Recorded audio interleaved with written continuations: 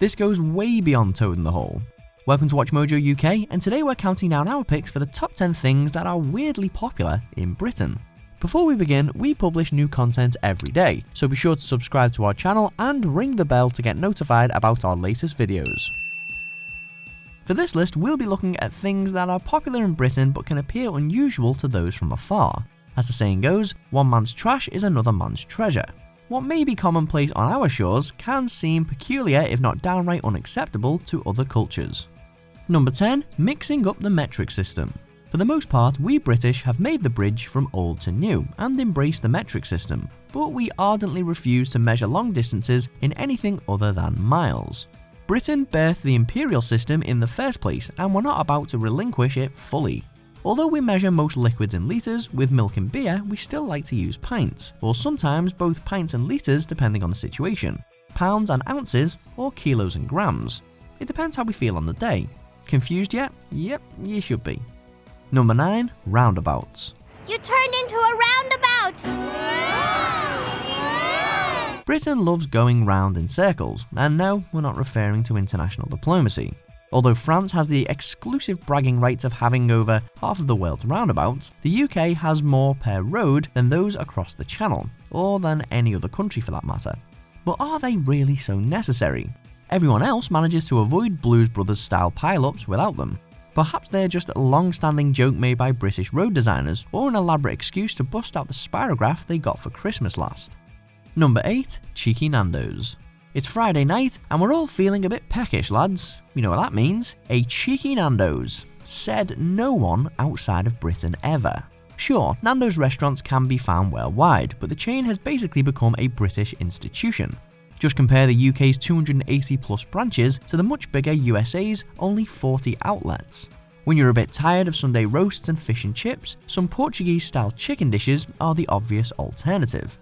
Nando's marinades are available in supermarkets too, so you can have that peri-peri perfection even if you're having a night in. Number 7. The Garden Shed. Inhabitants of more spacious nations may simply store their lawnmowers and other gardening equipment in their garages and such. But in the UK, every square metre, or that is every square foot, counts, and a shed at the end of the garden can be highly practical. In addition to the norm, however, some residents have decided to pimp out their sheds, even adding some homemade bars, art studios or saunas to them. If that wasn't extravagant enough, the phenomenon has been rewarded with a Shed of the Year competition. Number 6. Public drunkenness.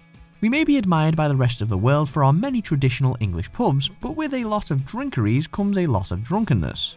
And traditionally enough, we Brits have seemingly no shame in getting unabashedly intoxicated in public, particularly when there's a World Cup on. In fact, any sporting event will do just fine. Cricket, rugby, darts, the list goes on, with the crowds getting merrier and merrier. And that's not to mention music festivals, or royal weddings, or every lunch break at work. Number 5. The downstairs toilet. Not only are downstairs toilets untraditional in most places outside the UK, they're often not even referred to as toilets at all. Apparently, going to the bathroom is the more polite substitute for when one's in need of the lavatory. It's easily lost in translation for an outsider in Britain though, as the so-called downstairs bathroom, as in toilet, doesn't usually include the supposedly expected tub and shower. But beyond that, the downstairs loo is actually seen as an ultra convenience in the UK, negating the need to climb the stairs every time you need to go. Number 4. Football stickers. Why collect stamps and have all those images of the Queen in a scrapbook when you can compile football stickers and have the likes of John Joe Shelby smiling out at you against a super shiny background? And if you don't have the album at hand, you can stick your favourite player on anything. The possibilities are endless. Many a football fan grew up desperately trying to complete their Premier League sticker albums. There were always seemed you were one David Seaman away from victory. It's a rite of passage, but it does get a little weird when grown adults shell out hundreds for that Derby County left back they desperately need. Number 3. Eurovision. Eurovision isn't the only thing in Britain that's popular despite us not being very good at it. See international football. But all the same, the UK has won Eurovision far more times than the countries within it have taken the World Cup home, and far more recently as well. British entries to have conquered Europe's mushy pop scene through the years include Sandy Shaw's Puppet on a String in 1967 and Katrina and the Waves' Love Shine a Light in 1997.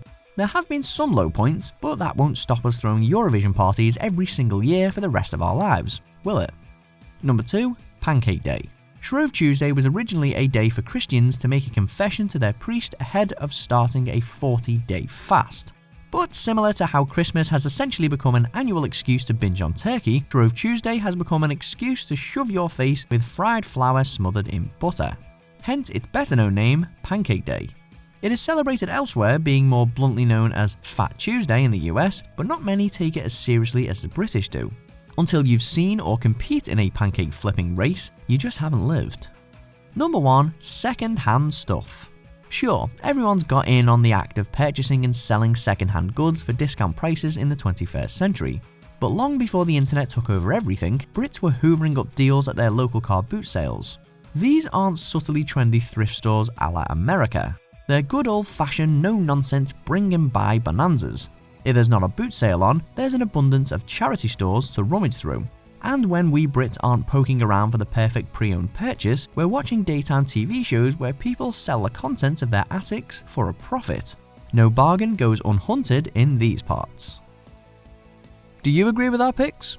Check out these other great clips from WatchMojo UK and be sure to subscribe and ring the bell to be notified about our latest videos.